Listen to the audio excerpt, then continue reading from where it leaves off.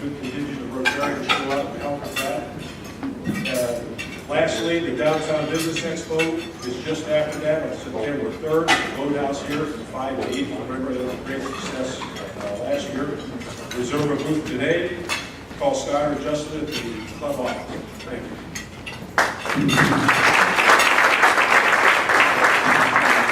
You know, ironically, for the last 3 or 4 weeks, we have announced this party at Jack's house on the 10th. Not once has the address been given. Next, I'd like to invite Rick Vincent with the Osteopathic Heritage Foundation up for a special memorial to Dick Sims.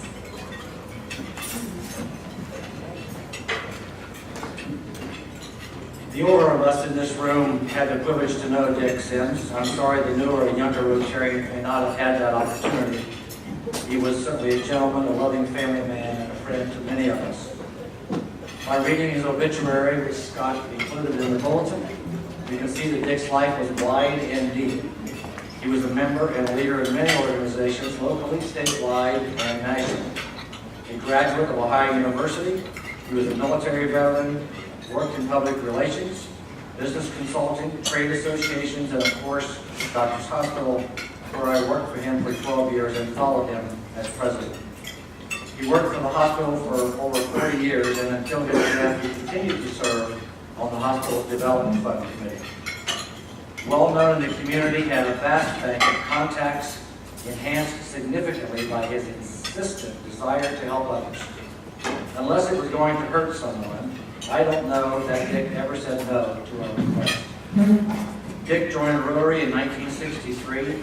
He was the club's president in 1978-79 and was responsible for a number of us joining Rotary, including me, back in the day when new member prospects were interrogated by a committee of seasoned Rotarians like these gentlemen sitting at this table right here. Rotary was very important to him. Given this and his desire to help others, I have asked Dick's family, represented today by Steve Sims, to have the Osteopathic Heritage Foundation establish an endowed scholarship in Dick's name through the Rotary Foundation. Steve has given his okay, so it will be done. We're proud to honor Dick in this way. Thank you, Dick, for everything you did for us.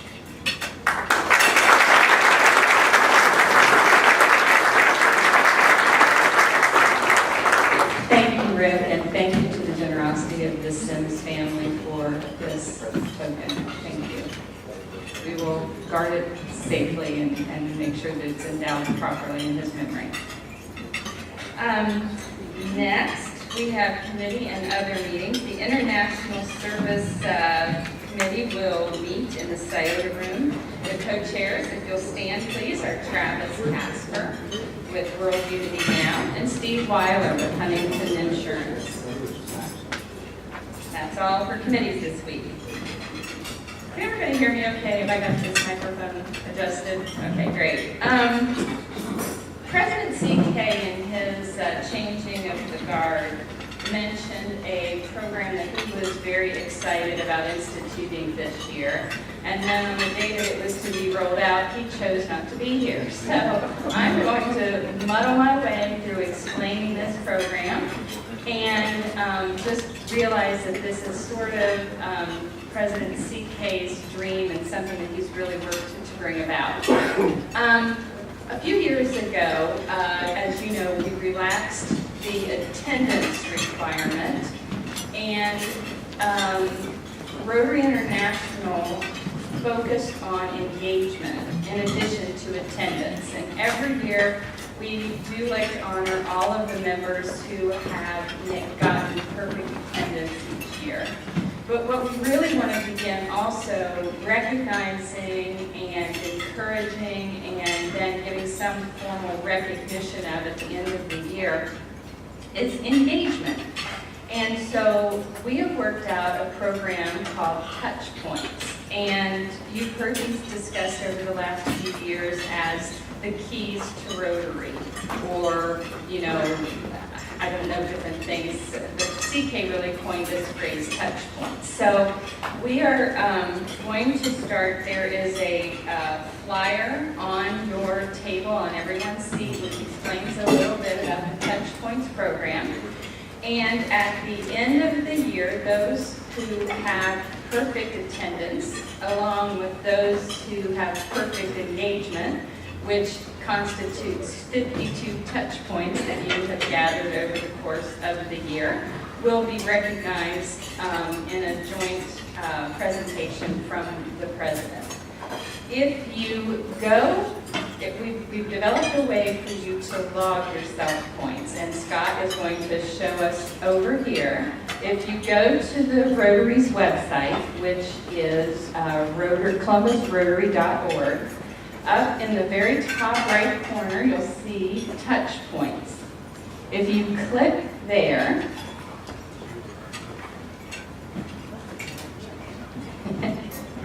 hang on, it's also on the back of that piece of paper. If you touch there, it will take you to a screen in which you put your last name and you put your first name, and then there's a drop-down menu of things that you can receive touch points credit for.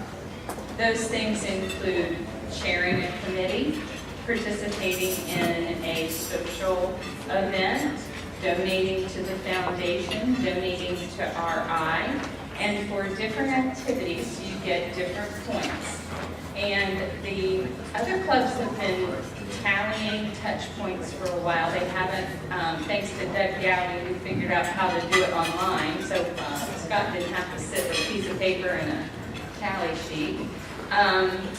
And the clubs that have been doing it for quite a while have found that the members are very engaged in it. And we all know joining Rotary, coming to lunch is great, but when you really become a Rotarian is when you engage with your fellow Rotarians and you do service and you really make Rotary part of your everyday life. So this system is meant to really track and reward and recognize that level of engagement. There will be more coming out about it, and we have beta tested the system and it's pretty foul-proof. So we will have each week, starting this week, Scott? No, I mean in the back of the room to help people see how it works. So starting today, if you have questions and you want a demonstration on how it actually works, just see Scott after the meeting. But hopefully within the next 4 weeks or so, we'll have all logged in and put in some sort of a engagement touch point in there. And you don't have to log your meetings. We still continue to log your attendance at the lunches. So that's that for touch points, and thank you, CK. One last reminder is that we have a goal of having every member bring one new member into the club this year. So just keep that in mind this week and move forward. And I now see we have about 5 minutes for our star of fun. It's Teddy here. Here he comes. 5 minutes? Yeah. Correct. I'll just start talking. Rob Ernie. Now it's on. Rob Ernie, where are you? He was in the newspaper. Guess while we were all here celebrating Red, White, and Boom, Rob Ernie gets his picture in the paper, the Daily Reporter. He was answering phone calls and giving people legal advice. He went on TV. Yeah, how about that? Yeah, here you go. Thank you. Yeah, thank you. Speaking of selfless plugs, Scott Brown. Yes, who said I can't find anybody I want? Scott Brown is part of the Alliance Choir. Is that correct, Scott? Alliance Barbershop Court. Oh, there you go. And he sent out an email to everybody in the downtown area to come and listen to him sing. And several people did go and listen to them sing. And one quote was, they were fabulous. So, Scott, for being a fabulous singer, you can pay the fine. 8th in the world. 8th in the world. Look at that. Look at this guy. Let's see who else do I get. Oh, there's all kinds of fines I hear from the golf outing. I'll rush through them quickly. Jack. Yeah, you You failed to show up as Rick Scooter's caddy, I understand.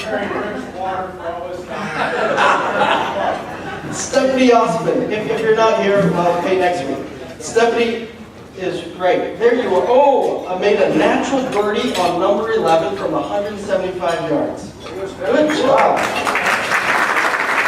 Joe Hartford, Paul Shepard, and Luke McCormick were the first group to complete the race at least 4 holes ahead of everybody else, or the second group. They were slow. I think somebody might have been fudging the numbers a little bit. Carl. What? Yeah. Carl, I heard you do a British announcer commentating. Give us a little. At the 2 o'clock tea time on the first tee, Teddy Dim! Oh, God. All right, Carl, that is pathetic, but. Yes. Yes, you find everybody who played and did not have a rotary pin on. Oh, that's a good one. Everybody who played, did not have a rotary pin on that day, put a buck on the table. P.T. Thompson, he's not here today, is he? No. Well, he was really making too many birdies and embarrassing everybody else. Craig Wilson, he lowered the average age of the golfers in the outing. Smitty's not here. Did I see Smitty? I did. Anyway, he was not wearing long pants. I almost said not wearing pants. He was not wearing long pants, and apparently that's the first time some people have seen Santa's legs. And CK was photobombing everybody, I understand. So, all right, so that's all that. What else was there? What? Oh, Travis Casper. Usually Travis is out saving lives. This past week, what happened, Travis? Well, originally I kayaked up to Canada. Yeah. They got the story kind of wrong. You know they had cars and planes and things to get to Canada. And then I was 19 hours outside of my kayak, flagged down a boat, and they We're glad to see you today. Yes. So, he capsized in Lake Erie, correct? Lake Erie? Lake Erie. And just the last few things, Millie's here today. Yes, let's say hi to Millie. Someone to Millie.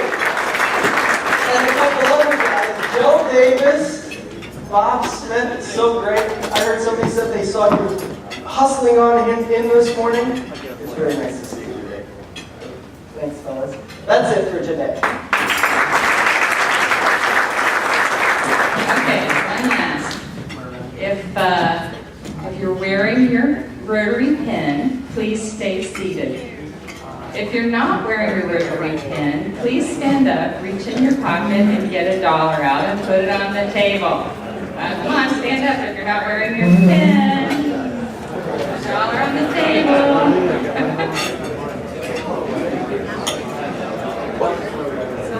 Thank you very much. All right, next I'd like to invite Dr. Stephen Sundry, the school match, to introduce today's guest. I remember.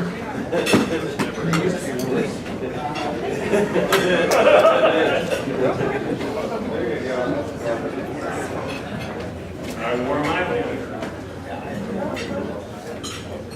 Thank you very much, Vice President Tricia.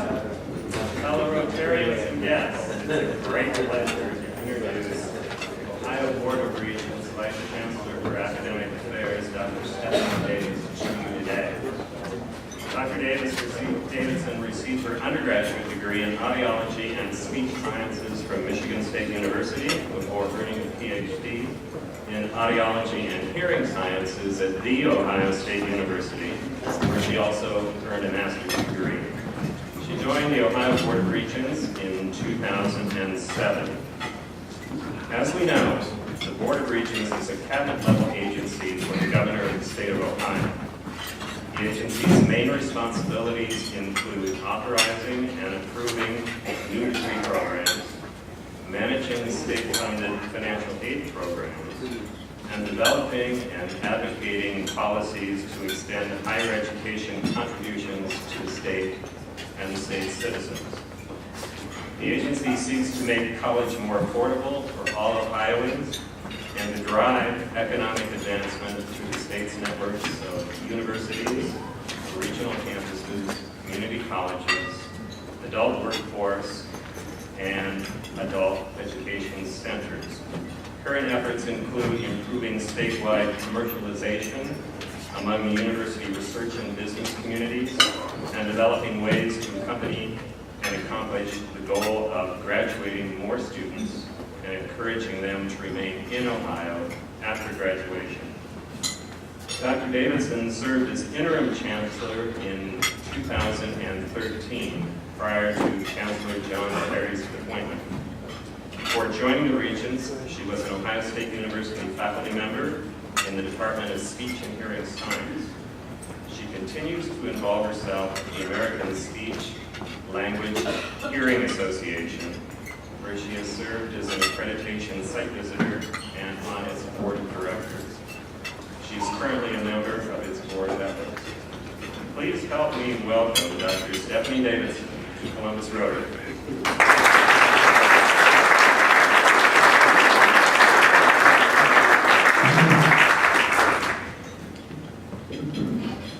Good afternoon, everyone.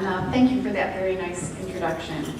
I want to begin by saying how sorry that Chancellor Carey is that he can't be with you today. He's had a family emergency, and if any of you know John Carey, you know how important family is to him and why he felt that he needed to be with them today. And I also here, before I get started and forget, that I need to thank you for that wonderful obstacle course at the Scioto Audubon Park. If you guys were my Facebook friends, you'd see a picture of me trying to move those tires. It's a great place to go. Chancellor Carey asked me to speak to you about some of the items that were in the mid-biennium budget review, or the MBR, that was passed earlier this summer.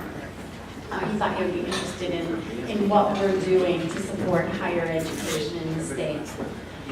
One of the things that we're typically asked during the summer is, do things slow down there at the Board of Regents over the summer when we know things oftentimes slow down on our campuses? And I will give you a resounding no on that. But that's a good thing, because that means there's lots of interesting things going on across the university system of Ohio. And many of you may know that there was a change in 2007 where all of the public colleges and universities, along with our adult career centers and adult basic education programs, came together to become the University System of Ohio. So we have 14 public four-year institutions, and there are 23 regional campuses. We have 23 community colleges, community and technical colleges across the state. We have more than 120 what we're calling Ohio Technical Centers. Those are our adult career centers, as well as a little bit more than 80 of our adult basic education programs. So it's a very, very large system with all sorts of opportunities for post-secondary education for the citizens of Ohio. Governor Kasich has placed a huge emphasis on higher education, particularly when it comes to preparing students to become skilled members of Ohio's workforce.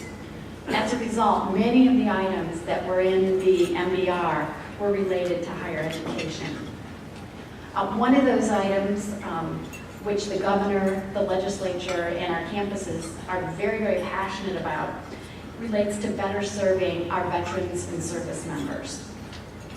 House Bill 488, which was part of the summer MBR bills, provides recommendations for providing Ohio veterans with college credit for prior military learning, training, and experience. For example, you can think about a service member who was a medic serving in Afghanistan for 4 years and returns home and then wants to be an EMT, for example. He or she needs to be given college credit in a consistent way for the training and experience that they received serving the country. What we don't want is that person to have to come back and go to our colleges and universities and sit through classes and training, spending time and money, listening to things that they already know and can do. So some of the provisions in House Bill 488 make sure that that doesn't happen. We work closely with the Governor's Office of Workforce Transformation, the Department of Veterans Services, and our campuses, both our 2 and our 4-year campuses, to provide recommendations that then will be taken up by our universities and our community colleges in a way that we believe will be beneficial to all our veterans and service members and come at no cost to them. We want to make sure that the transition from military to college and then from college to the workforce is as smooth as possible for those who have served our country.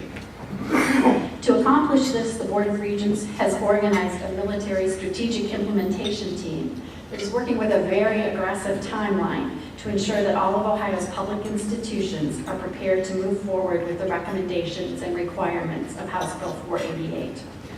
Our institutions will need to create a system to ensure that appropriate and consistent credit is awarded for military training and experience, and that system needs to be in place in just about a year from now. There are also recommendations in the bill regarding unique services that should be available on all of our campuses for returning veterans and service members to help them. For instance, priority registration for them and good coordination with financial aid to make sure that they're making the best possible use of their GI benefits. We have a meeting planned for this October for all of our USO institutions and a number of interested other parties to help them implement the requirements of House Bill 488.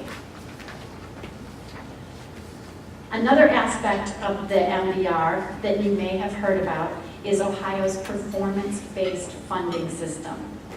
Now, until recently, our colleges and universities were awarded state funding, which we call SSI, State Share of Instruction, based on the number of students who enrolled on campus, rather than the number of students who completed courses or completed degrees or certificates. So we were basing funding on enrollment rather than student success.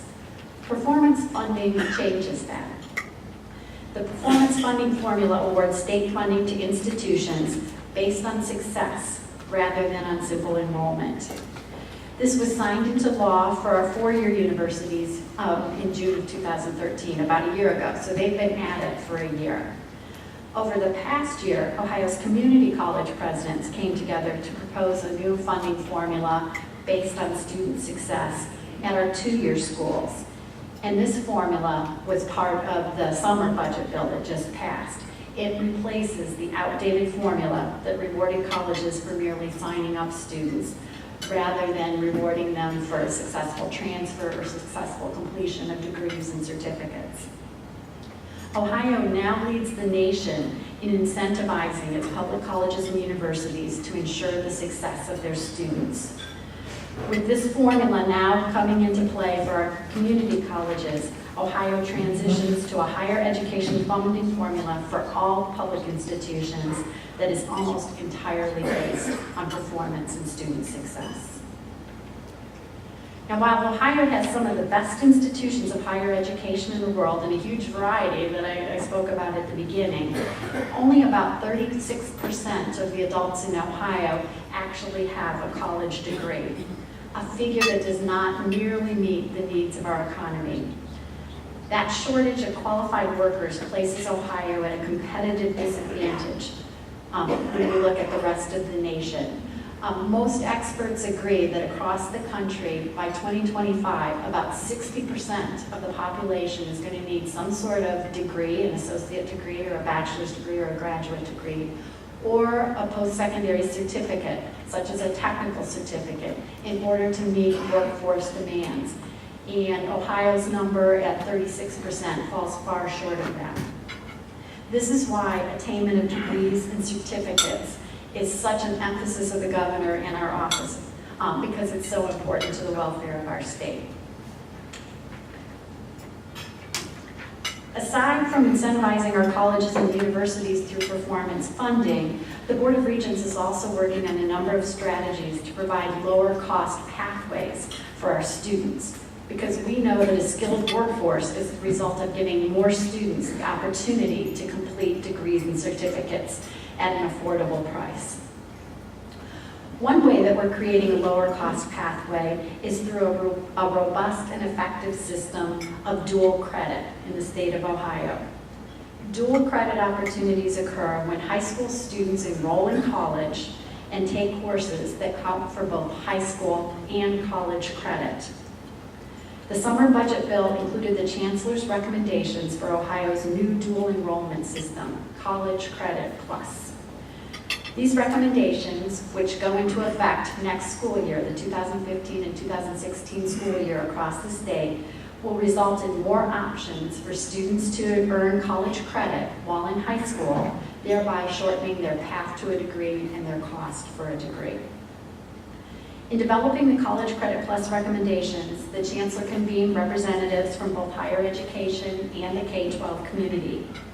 College Credit Plus replaces what you may have heard of PSEO, or post-secondary enrollment options, and other bilateral dual credit agreements.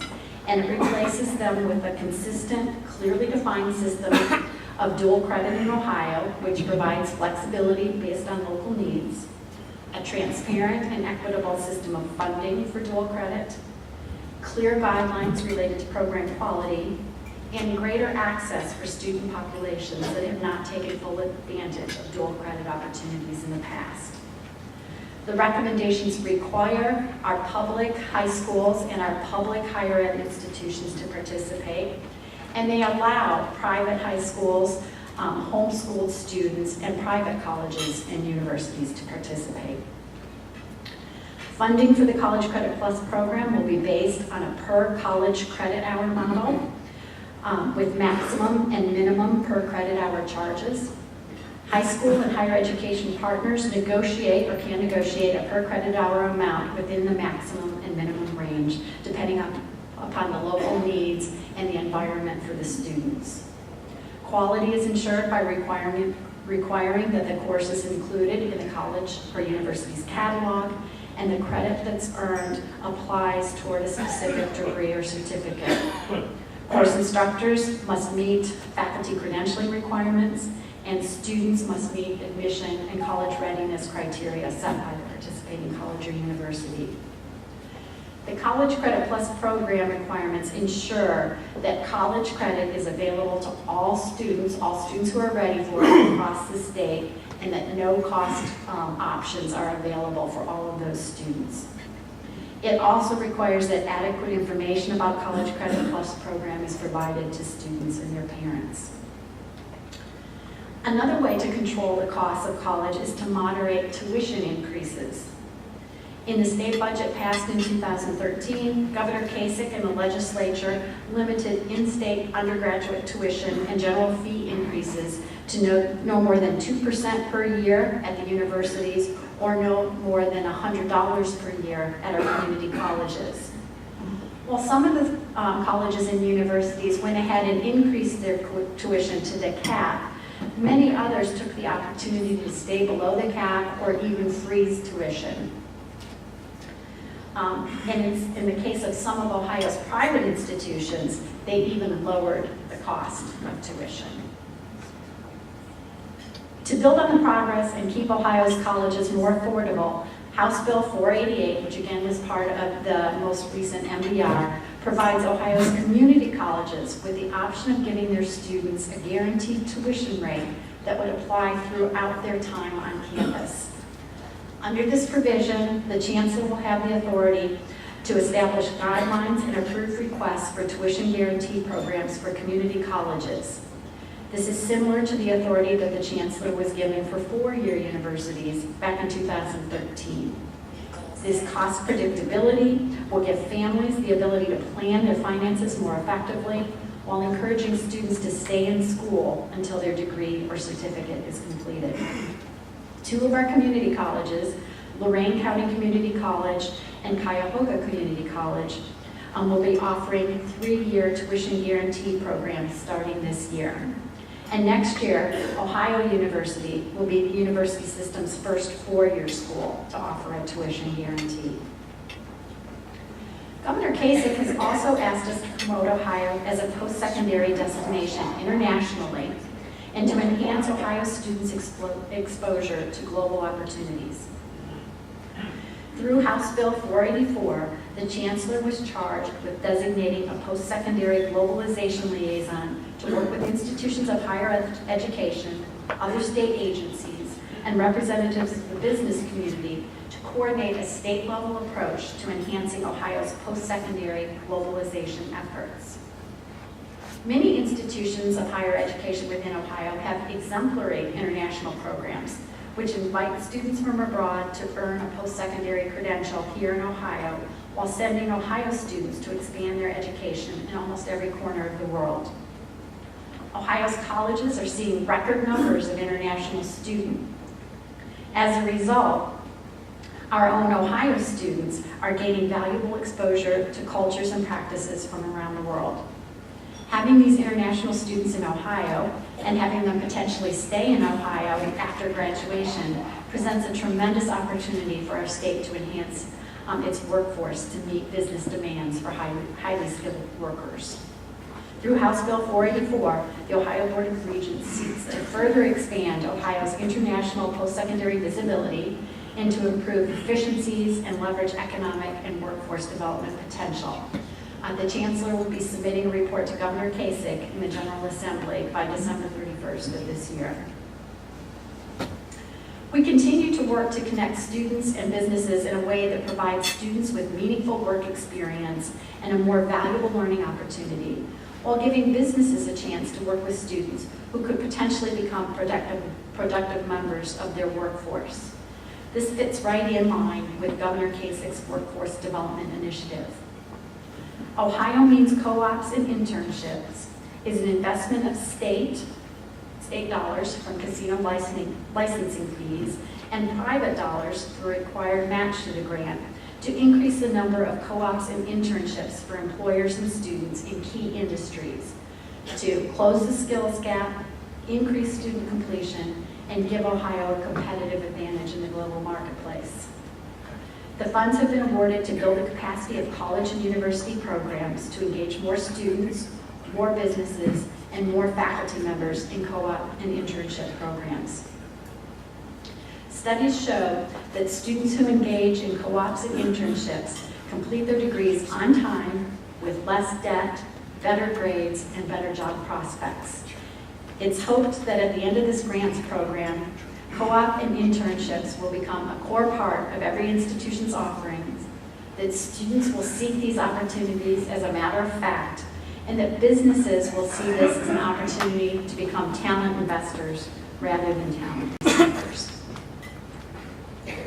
While the MBI was making its way through the legislature, we worked on another initiative designed to strengthen the education that our students receive statewide. The Quality and Value Initiative was kicked off by Governor Kasich at our annual trustees conference last fall. The governor appointed Dr. Gordon Gee to head this initiative, and Dr. Gee, even from his new job in West Virginia, and the chancellor have traveled around the state for meetings with college presidents, provosts, deans, and student government representatives. They are analyzing those talks, and they are putting together a report that the governor will be receiving by this fall.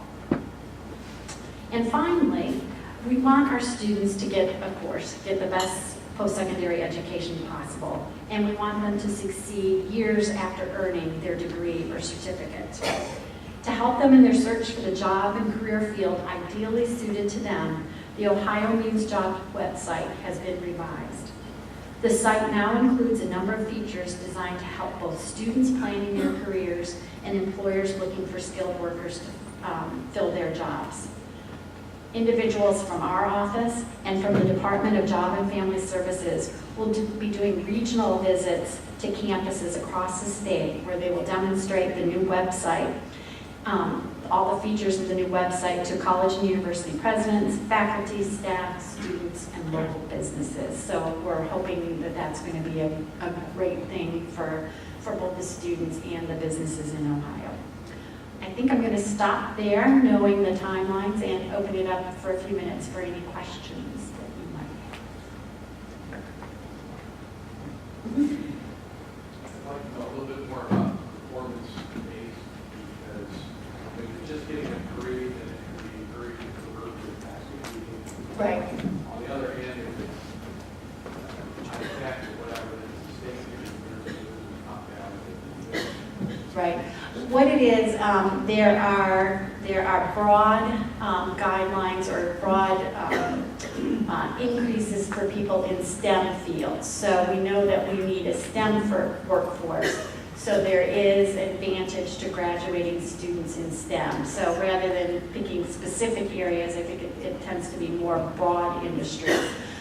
We are also embarking, and this hasn't started yet, but we'll start up about a year from now.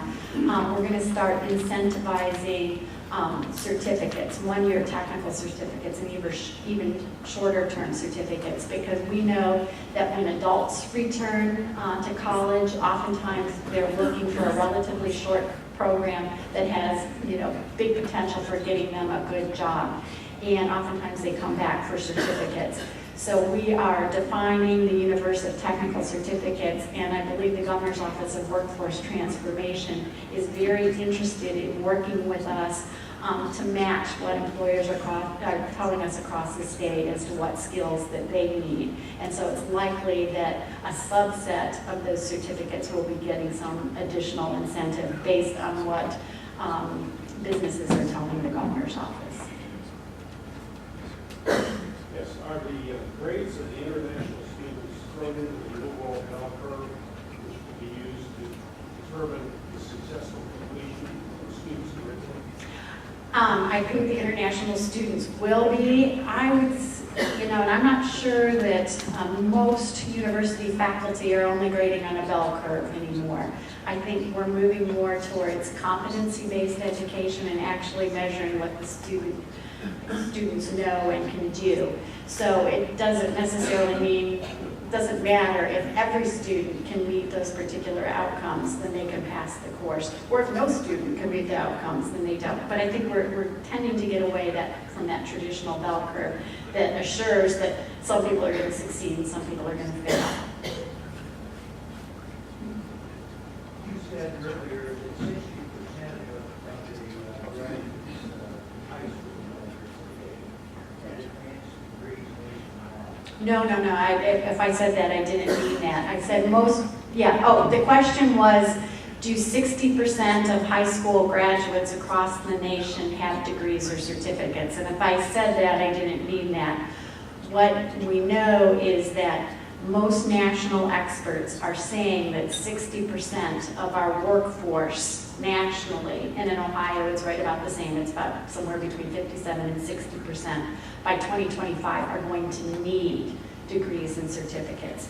Now, Ohio is in the bottom third of the country with our 38%, but there's nobody in the country other than maybe Massachusetts who even approaches that 60%. So the whole country is needing to move toward that. In Ohio, we know to reach that number, we're going to need 1 million more people with degrees and certificates than we have right now. So that's where we're trying to really gear up for that, using all of the great resources that we have here in Ohio. I guess our question back there. For many decades, all of the colleges and universities in Ohio were accredited by the North Central Association. Right.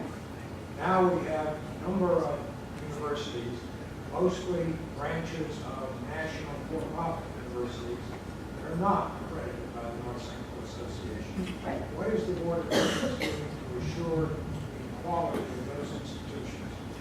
They have to go through an authorization process through our office. And our office requires that you have to be accredited either by a regional accreditor, like North Central, which has the Higher Learning Commission, or by a national accreditor that is recognized by the U.S. Department of Education. So you're right, some of the for-profit institutions that are operating in the state have that national accreditation, but they still need to meet the Ohio Board of Regents standards for the type of general education that they do, for the credentials of their faculty, for the currency of their curriculum.